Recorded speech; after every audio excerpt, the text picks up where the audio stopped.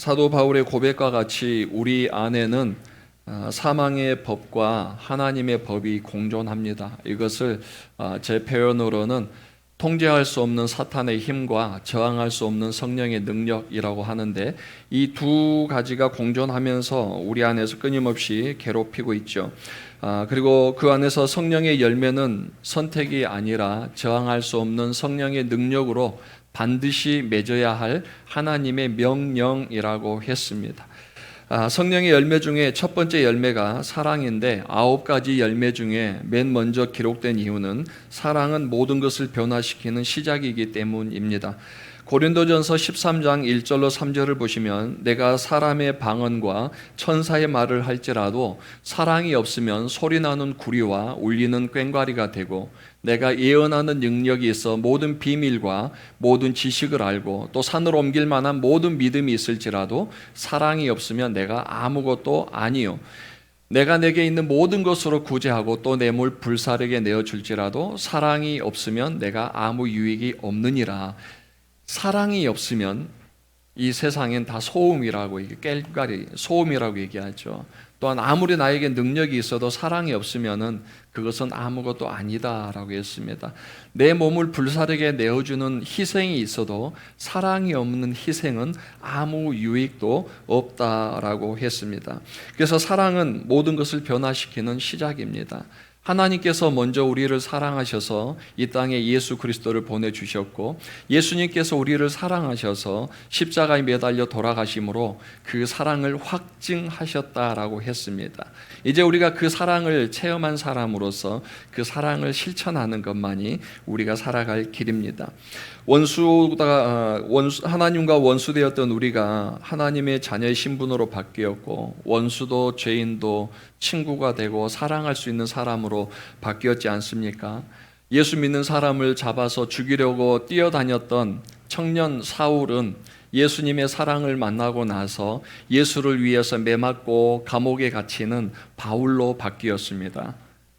부산 해운대 해수욕장에서 기타 치며 아파트 노래를 불렀던 한 학생은 하나님의 사랑을 깨닫고 나서 이제는 여러분 앞에 서서 말씀을 전하는 사람으로 바뀌었습니다. 참고로 제가 기타를 칩니다. 한 번도 못 보셨죠?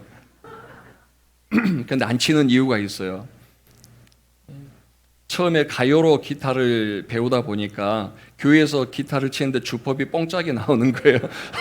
그래서 어느 날 기타를 누가 좀 쳐줬더니 전도사님 기타 소리가 이상해요. 그래서 그다음부터는 안 쳐야 되겠다. 그래서 안 쳤어요.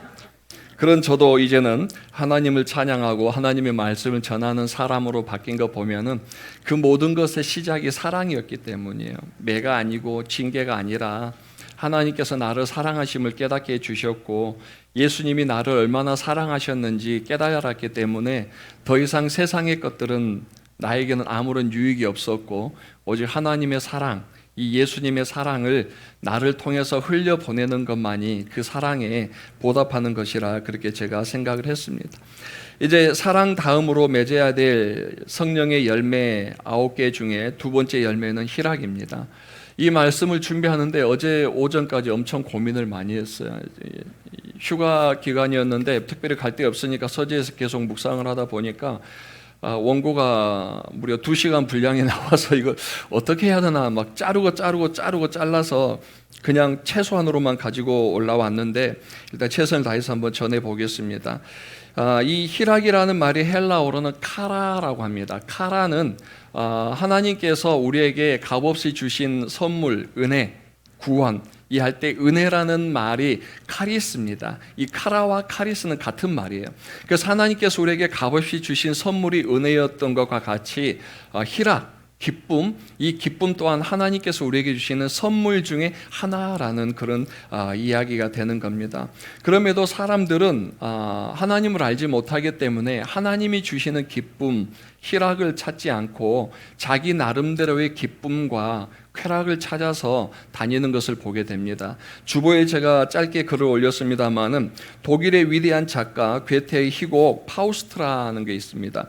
이 파우스트는 주인공 이 박사가 인생에 대해서 지식적으로 학적으로 여러 가지 탐방을 하면서 찾아다니기 시작합니다. 과연 인생이란 무엇인가? 과연 이 세상의 존재 의미는 무엇인가? 삶에 대해서 파헤치고 다니지만 결국은 찾지를 못하지요. 그래서 이 세계의 본질에 육박하기 위해서 결국은 죽음을 선택하게 됩니다. 그래서 이제 독배를 들고 마시려고 하는데 부활주일날 멀리 교회에서 들리는 그 종소리를 들으면서 이 독배를 떨어뜨리게 돼요. 그리고 살아가면서 내가 어떻게 해야 이 세상에서 참된 의미 있는 삶을 살아갈 수 있을까, 즐겁게 살아갈 수 있을까 고민하다가 결국은 메피스토펠레스라는 지금으로 말하면 사탄이겠지만은 그 사람과 거래를 하기 시작합니다. 내가 내 영혼을 당신한테 맡길 테니까 내가 이 세상 살아있는 동안에 내가 원하는 모든 것들 소망을 다 들어달라. 그래서 메피스토펠레스가 그 소망을 듣고 이제는 파우스트의 종이 되어서 그가 원하는 모든 것들을 다 들어주게 되는 거예요. 그래서 이제는 술집에 가게 됩니다. 술집에 갔는데 젊은이들이 쾌락을 즐기는 모습을 보는데 자기는 이미 늙었어요.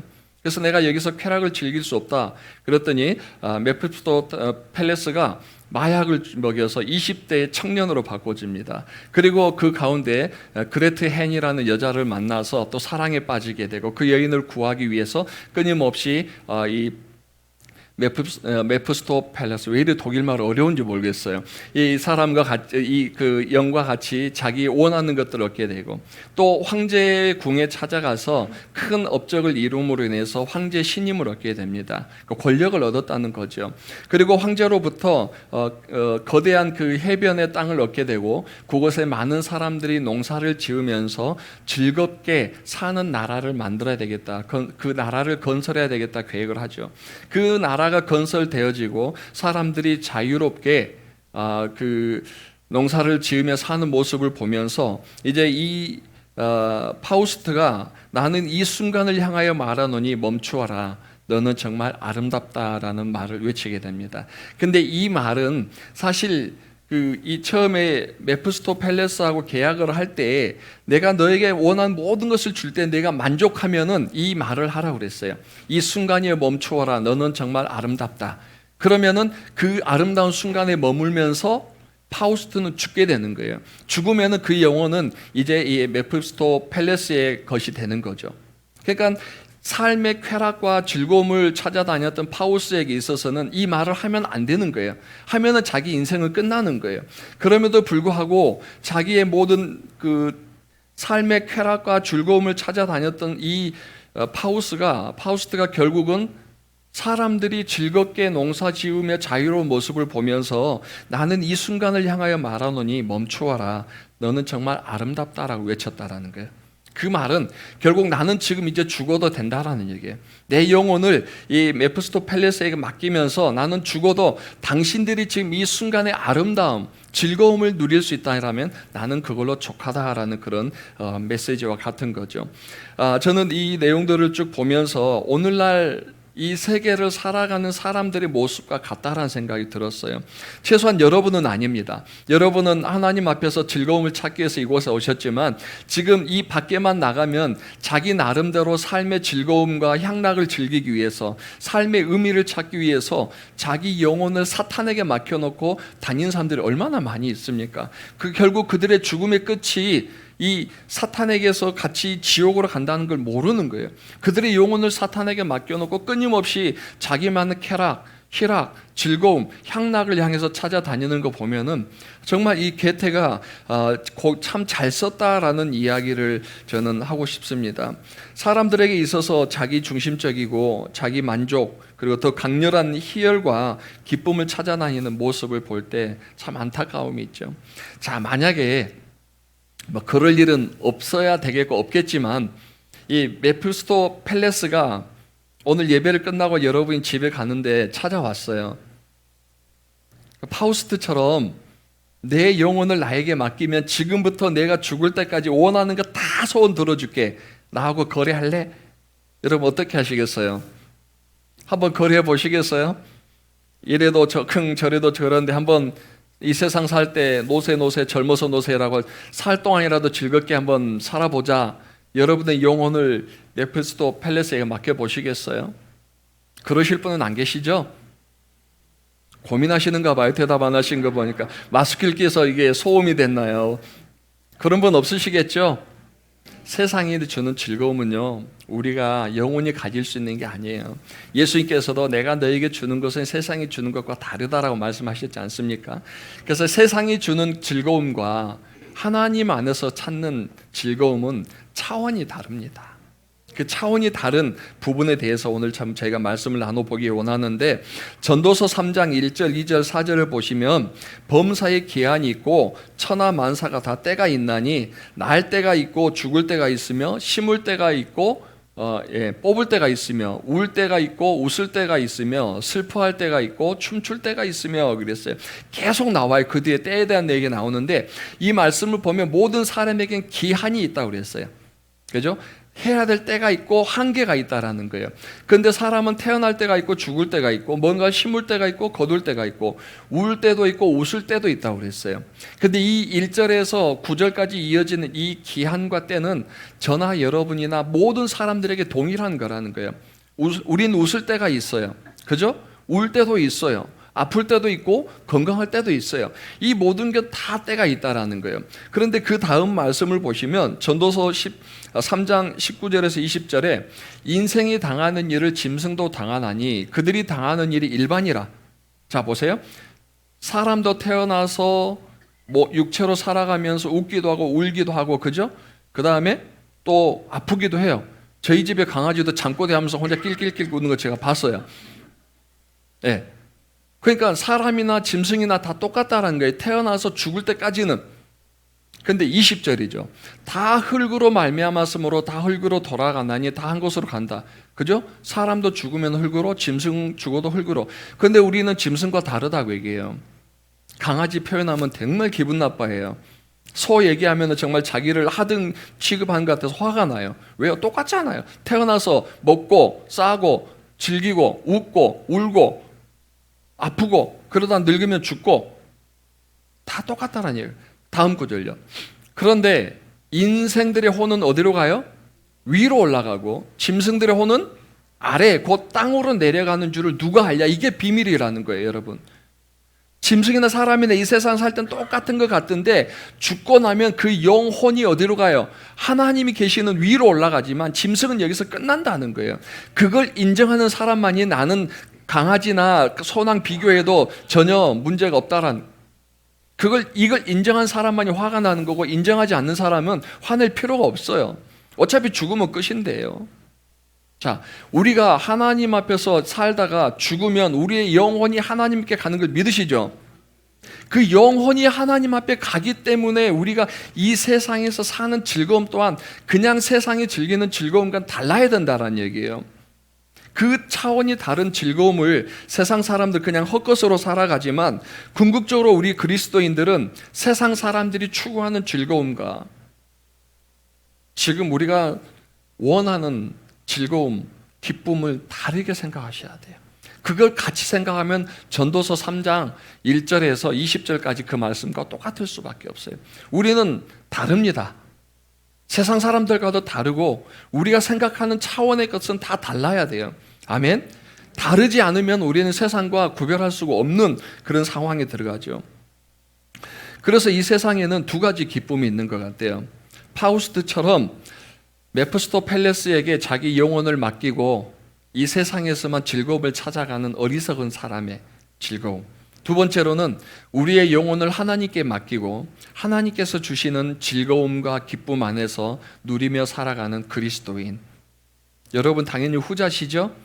여러분의 영혼을 하나님께 맡기시고 하나님께서 주시는 기쁨과 하나님께 주시는 희락, 그걸로 살아가는 성도님들이 당연히 되실 줄 믿습니다. 또 그렇게 살아가신 줄 믿습니다. 그렇다면 우리는 하나님께서 주시는 그 선물, 희락, 이게 무엇인지 좀 알아야 돼요. 아까 제가 희락에 대해서 카라라고 말했는데 이 카라가 두 가지 환유적 의미를 가지고 있는데 첫 번째는 기쁨의 상태라는 뜻이 있어요. 두 번째로는 기쁨의 대상이란 말이 있어요. 여러분 이거 잘 기억하셔야 돼요. 기쁨의 상태, 뭐라고요? 기쁨의 상태. 두 번째로는 기쁨의 대상. 뭐요? 기쁨의 대상. 세상 사람들이 추구하는 희락과 그리스도인들이 추구하는 희락의 가장 큰 차이점은 이 두 개에 나눠져요. 기쁨의 상태와 기쁨의 대상. 그래서 사람들이 말하는 즐거움과 여러분이 지금 생각하고 있는 즐거움, 기쁨을 한번 나중에 비교해 보시기 바랍니다. 먼저 기쁨의 상태인데요. 일반적으로 사람들은 자기 자신이 웃을 수 있는 상태가 돼야 돼요. 다시 말해서 밖에서부터 웃음을 찾아요. 누가 나를 즐겁게 해줘야 돼요. 자기가 원하는 것을 성취해야 돼요. 보여지는 것을 통해서 기쁨을 얻으려고 합니다. 외부적인 요소에 의해서 기쁨을 얻으려고 한다라는 거예요. 그래서 자기 감정이나 자기 욕구에 충실하게 되는 거죠. 그러나 이 기쁨의 상태가 하나님 앞에 오게 되면은 어떤 그 외부적인 영향의 요소를 받지 않아요. 영적인 컨디션에 의해서 기뻐할 수도 있고 기뻐하지 않을 수도 있다라는 거예요. 그래서 우리의 기쁨의 상태가 중요하고, 두 번째로는 기쁨의 대상인데, 세상 사람들은 기쁨의 대상은 납니다. 내가 즐거워야 돼요.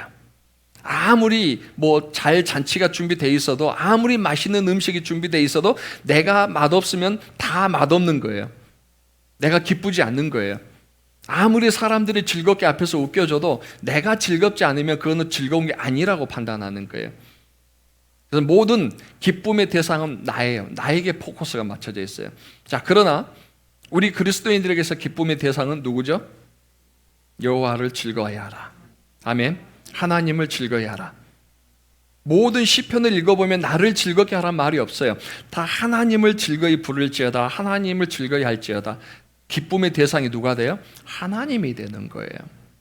그러니까 나의 감정이나 내 욕구가 아니라 하나님의 기뻐하심이 곧 나의 기뻐하심이 되는 거고, 예수 그리스도의 기쁨이 누구의 기쁨이 되는 거예요? 내 기쁨이 되는 거예요. 유치한 노래 있죠. 주 나의 사랑, 나 주의 사랑. 그 사랑은 내 기쁨. 하나님 사랑, 예수 사랑, 그 기쁨은 누구요? 내 기쁨이 된다는 거예요. 그게 아이들이 부르는 노래지만 사실 어른들이 불러야 될 노래예요. 하나님의 기쁨, 하나님의 사랑, 예수 그리스도의 기쁨, 예수 그리스도의 사랑이 내 기쁨이 돼야 돼요. 하나님 기쁨 따로, 내 기쁨 따로, 이건 세상의 기쁨이죠. 자, 그래서 이 희락이란 부분을 제가 오늘 말씀 제목에 또 어떻게 정해야 되나 고민하다가 자기 틀에서 벗어나는 시작이라고 그랬어요. 말씀드리지만 모든 세상 사람들이 요구하는 그 상태와 대상은 나예요. 내 틀에 갇혀 있어서 내게 만족이 돼야만 기뻐하는 거예요. 근데 성경에서 말하는 희락과 기쁨은 내 틀이 아니라 뭐예요? 나의 틀에서 벗어나는 거예요. 하나님을 보면서, 세상을 보면서. 아까 마지막 파우스트가 세상 사람들이 즐겁게 농사 지으며 자유로움을 보고 이 순간 멈춰라, 너는 아름답다라고 고백한 것처럼 자기 영혼을 맡기고 버릴 만큼 사람들의 삶의 아름다움을 보고 내가 기뻐할 수 있는 그 상태로 가는 거예요. 그게 그리스도인들이 추구하는, 하나님이 우리에게 주는 그런 기쁨입니다. 저는 이 기쁨이 우리 성도님들에게 함께 하기를 주님의 이름으로 축원해 드립니다. 자기 틀에 갇혀 있는 사람은요, 절대 기뻐할 수 없어요. 자기 틀에 갇혀 있는 사람은요, 절대 성령의 열매를 맺을 수가 없어요. 맨 마지막에 제가 마무리하면서 말씀드리겠습니다만은, 자기 틀에 갇혀 있는 사람은 절대 하나님을 기쁘시게 해드릴 수도 없습니다. 그러나 자기 틀에서 벗어나는 사람만이 하나님을 바라보고 세상을 바라보면서 하나님이 세상을 사랑하신 것처럼, 예수님이 우리를 사랑하신 것처럼 자기를 내어놓고 다른 사람들에게 기쁨과 만족을 줄 수 있는 삶을 살아갈 수 있습니다. 자, 이제 두 번째 열매 희락, 자기 틀에서 벗어나는 시작이라고 그랬는데 어떻게 해야 이 즐거움을 살 수 있는가? 첫 번째로는 하나님의 사랑을 우리 안에 채워야 돼요. 하나님의 사랑을 우리 안에 채우는 것에서부터 즐거움이 시작됩니다. 요한복음 15장에 보면은 하나님은 농부, 예수님은 포도나무라고 그랬어요. 우리는요? 가지죠. 가지의 영양분은 어디에서 오는 겁니까? 나무에서 오는 거예요. 그 나무의 영양분은 농부의 가꿈에서 오는 거예요. 그래서 이 하나님의 사랑에 대해서 이야기할 때 요한복음 15장 11절에 보시면은 내가 이것을 너희에게 이름은 내 기쁨이 너희 안에 있어 너희 기쁨을 충만하게 하려 함이라 그랬죠. 말씀을 잘 보세요, 여러분. 농부이신 하나님과 그 돌보심 속에서 나무이신 예수 그리스도가 있고, 예수 그리스도의 그 가지로서 붙어있는 그 성도가 어떻게 되냐면 내가 이것을 너희에게 이름은 내 기쁨이라고 그랬어요. 누구의 기쁨이에요? 하나님의 기쁨이죠. 예수 그리스도의 기쁨이죠. 내 기쁨이 너희 안에 있어라고 그랬어요. 우리의 기쁨이 우리에게 있는 게 아니고 하나님의 기쁨이, 예수 그리스도의 기쁨이 우리 안에 있어 우리를 충만하게 한다고 그랬어요. 근데 그 말씀 전에 요한복음 15장 9절을 보시면은 아버지께서 나를 사랑한 것 같이 나도 너희를 사랑하였으니 나의 사랑 안에 거하라 라고 얘기하거든요. 기쁨을 주시기 전에 무슨 말씀을 하셨냐면 사랑을 말씀하셨어요. 아버지께서 나를 사랑하신 것, 아버지께서 예수님을 사랑하신 것 같이 나도 너희를 사랑한다. 당연하죠. 하나님이 영양분을 주셨고 그 영양분을 나무가 빨아들였어요. 그리고 그 가지에게 사랑을 주는 거예요. 아멘? 그 사랑에 의해서 내가 너희에게, 내 기쁨이 너희에게 충만하니까, 그럼 우리는 누구의 기쁨이 되는 거예요? 예수 그리스도의 기쁨이 되는 거거든요. 그래서 우리의 채워야 될 것은 어떤 지식이나 어떤 유머책을 보고 개그를 쌓고 뭐 유머러스하게 사는 게 아니라 하나님의 사랑. 그래서 모든 변화의 시작 사랑이 열매의 9가지 중에 첫 번째 나와 있는 게 하나님의 사랑을 체험하고 그 하나님의 사랑이 자기 안에 있는 사람이 그 안에서 기쁨도 충만하다라는 것을 요한복음 15장 9절에서 말씀하고 있습니다. 그래서 우리가 세상의 즐거움을 눈으로 찾기 전에 먼저 우리 안에 하나님의 사랑을 채우는 거예요. 그 하나님의 사랑은 곧 하나님의 기쁨이 되는 거고, 그 기쁨이 충만해서 우리 안에서 밖으로 나와지는 게 성령의 열매입니다. 그래서 희락이 성령의 열매인 거예요. 우리의 의지로 될 수 있는 게 아니라, 우리의 노력으로 되는 게 아니라 우리 안에 성령이 가득 충만하고 하나님의 사랑이 가득할 때에만, 이 사랑 안에 거할 때에만 우리에게 기쁨이 있는 거예요. 그래서 밖에 있는 분들의 기쁨은 한순간이지만 우리의 기쁨은 영원한 줄 믿습니다. 자, 두 번째로 왜 우리가 성령의 열매가 무엇인가, 어떻게 성령의 주시는 기쁨의 삶을 살 수 있는가? 외부 환경의 영향을 초월할 수 있어야 됩니다. 외부 환경의 영향을 받으면은요 기뻐할 수가 없어요. 로마서 5장 3절에 보면 다만 이뿐 아니라 우리가 환난 중에도 즐거워하나니 그랬어요. 사도 바울의 고백이죠. 또 야고보의 고백을 보면 내 형제들아 너희가 여러 가지 시험을 당하거든 온전히 기쁘게 여기라 그랬어요. 사람들은 시험 당하면 기뻐하지 않아요. 슬퍼해요. 분노해요. 그런데 야고보는 얘기합니다. 형제들아 내가 너희에게 여러 가지 시험을 당하거든 온전히 기쁘게 여기라. 하나의 시험도 아니에요. 시험 뒤에 또 시험이 있고 시험이 있고 시험이 있고 첩첩 쌓인 그 시험이 있어도 어떻게 하라는 거예요? 기뻐하라는 거예요. 또 성경이 뭐라고 얘기합니까? 항상 기뻐하라. 여러 곳에서 얘기하죠. 빌립보서에서도 내가 너에게 말하니 기뻐하라. 다시 말하노니 주 안에서 기뻐하라. 얘기하면서 기뻐하라는 거예요. 사도 바울도 감옥에 갇혀 있으면서 환경이 그렇게 좋지 않은데 누가 누구 보고 기뻐하라는 겁니까? 근데 바울은 기뻐하고 있다라는 거예요. 야고보도 많은 환난들이 있고 지금 예수 그리스도의 원수들로부터 예수 믿는 사람들이 목이 잘려나가는 상황 속에서도 나는 기뻐한다라는 거예요. 이게 어떻게 가능하냐라는 거죠. 중요한 것은 이 문제들이 닥쳤을 때에 샘플이 있으면 돼요. 그렇게 산 사람이 있었는가? 여러분 그렇게 사는 사람이 있었죠. 구약에 보면 하박국 선지자라는 분이 있어요. 이 하박국 선지자는 이제 그 바벨론이 유다를 침공하기 직전에 활동했던 선지자예요. 유다가 얼마나 처참하게 멸망했는지 여러분 알고 계시지 않습니까? 그 처참한 멸망 직전에 메시지를 선포하는 하박국 선지자입니다. 이제 전쟁의 그 두려움의 엄습 속에 휩싸여 있을 때에 하박국 선지자가 이렇게 고백합니다. 하박국 3장 16절에서 내가 들었으므로 내 창자가 흔들리고, 지금 바벨론이 이제 곧 전쟁을 일으키기 위해서 오긴다는 그 소리를 듣고 하박국 선지자가 얼마나 두려웠던지 창자가 흔들린다고 그랬어요. 그 목소리로 말미암아 내 입술이 떨렸다. 입술이 파락파락 떨리는 거예요. 무리가 우리를 치러 올라오는 환난 날을 내가 기다림으로써 썩는 것이 내 뼈에 들어, 내 뼈가 상하고 썩는 것 같은 고통 여러분 느껴보셨어요? 내 몸은 내 침소에서 떨리는도다. 얼마나 두려웠으면 바벨론이 이제 곧 침공한다는 소리를 듣고 창자가 흔들리고 입술이 팍 떨리고 뼈가 썩는 것 같은 그런 느낌, 침소에 누워서도 떨리는 그 두려움, 얼마나 두려웠겠습니까? 자, 이 정도면은 웃을 수 있겠습니까? 못 웃겠죠. 그런데 그 다음 구절에서 바로 이렇게 고백합니다. 넘겨주시죠.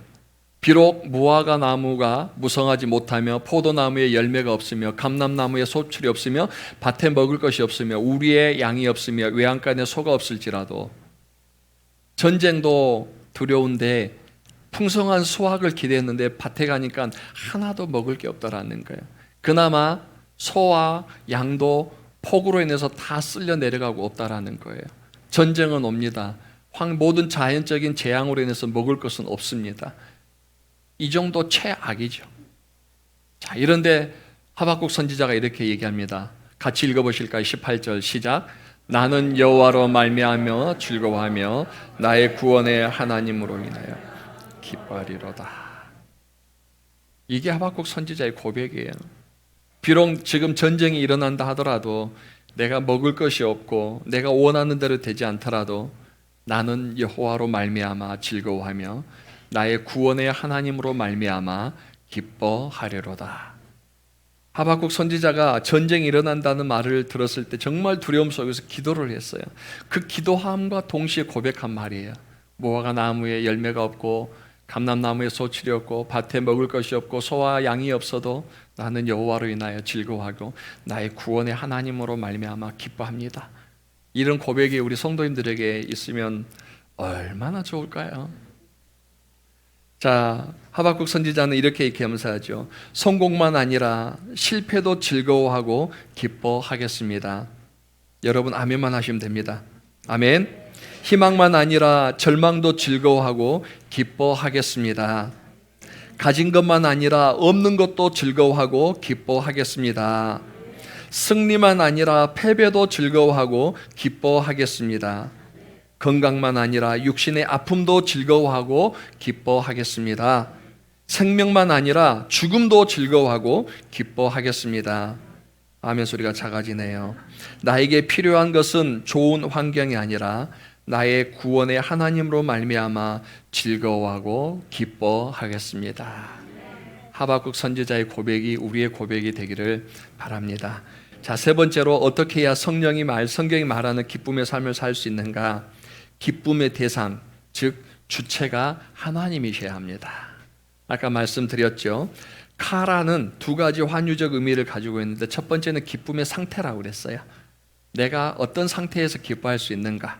세상 사람들은 입에 달아야 달고 내 눈에 즐거워야, 내가 만족스러워야 기뻐하지만, 우리의 상태는 내가 환경에 영향을 받지 않고 먹을 것이 없어도 내가 원하는 것이 되지 아니하도 모든 것이 다 최악이라 하더라도 여호와 하나님으로 인하여서 기뻐할 수 있는 우리의 상태입니다.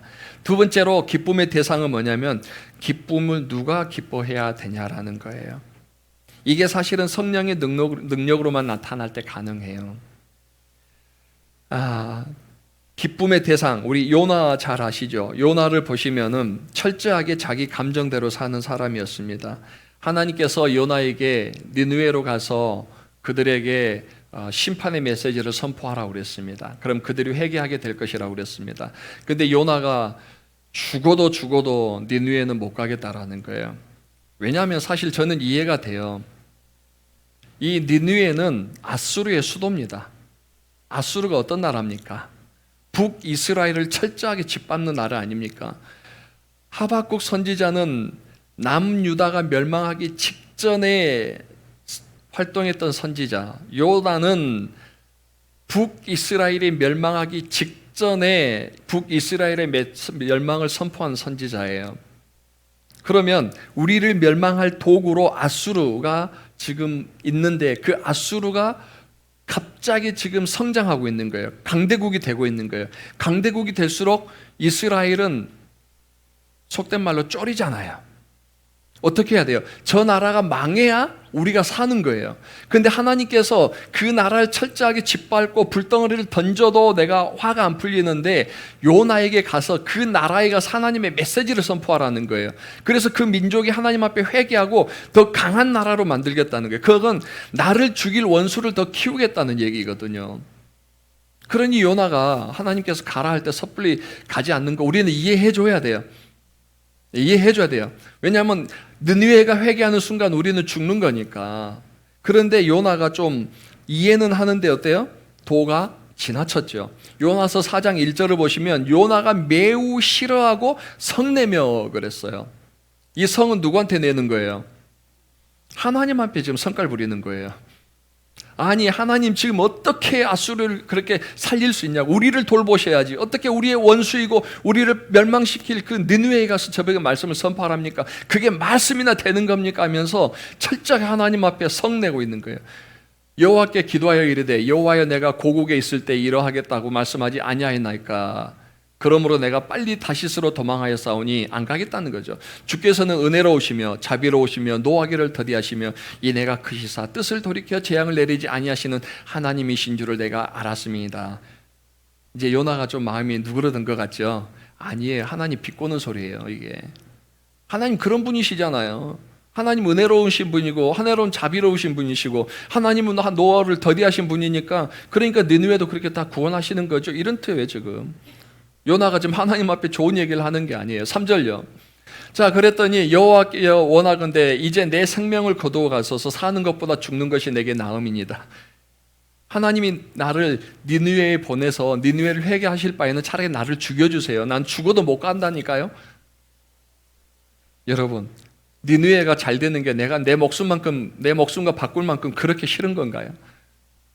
세상 사람들이 잘 되고 예수 안 믿는 사람들이 더 잘 되는 게 그렇게 배가 아픈가요?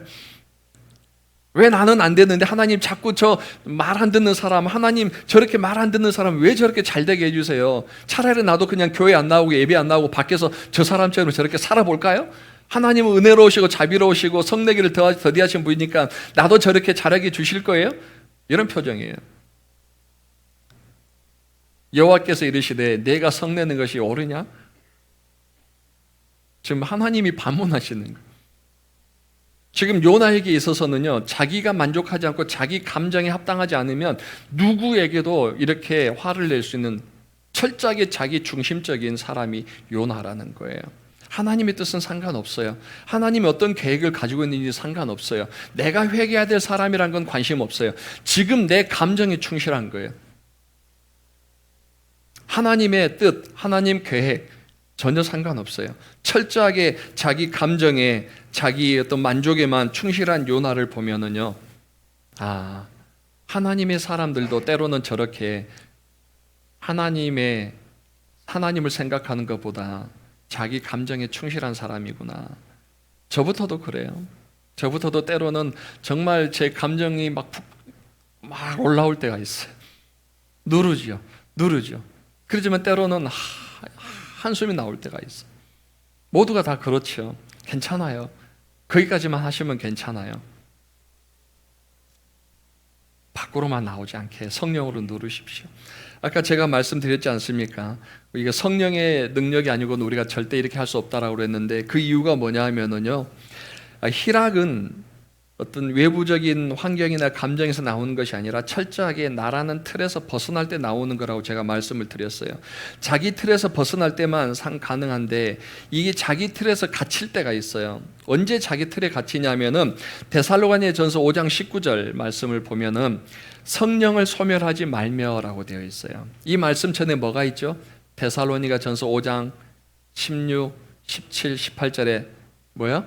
항상 기뻐하라, 쉬지 말고 기도하라, 범사에 감사하라. 그러죠. 그리고 19절에 뭐 나와요? 성령을 소멸하지 말라. 항상 기뻐. 어떻게 하박국 선지처럼 기뻐? 때론 요나처럼 좀 성깔도 부릴 때도 있죠. 그래야 좀 스트레스가 풀리고 뒤끝 없으면 되잖아요. 그죠? 확 화내고 뒤끝 없으면 되니까.